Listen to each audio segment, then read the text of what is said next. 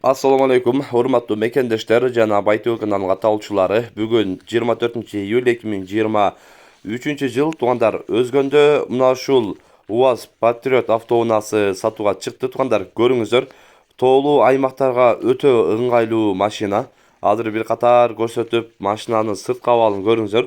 Сырткы абалы дагы жакшы, бардык жери иштейт, рабочий.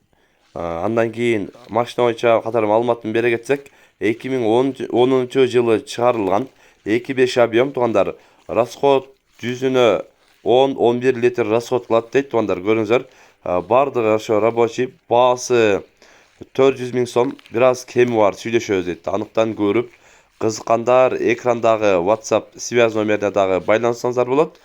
Толуу аймакка дагы өтө сонун, ыңгайлуу машина.